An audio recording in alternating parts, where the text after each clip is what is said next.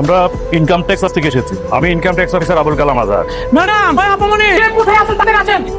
আচ্ছা, উনি এখানে কি করছেন? উনি আমার হাজবেন্ড। কেন, কি হয়েছে? আমাদের কাছে ইনফরমেশন আছে তার ব্যাংক অ্যাকাউন্টে 2000 কোটি টাকা অবৈধ লেনদেন হয়েছে। হোয়াট? 2000 কোটি টাকা? তাও আবার ওর অ্যাকাউন্টে? কি আজব কথাবার্তা। আমার হাজবেন্ড একজন সাধারণ ঘর জামাই। ওর পকেটে 20টা টাকা থাকে না সেটা কিনে খাওয়ার জন্য। ম্যাডাম, সত্যটিক তর্ক নয়, ততটুকু চোখে দেখা যায়। মিস্টার মতি সাহেব, ম্যাডামকে ব্যাংক স্টেটমেন্ট একটু দেখান।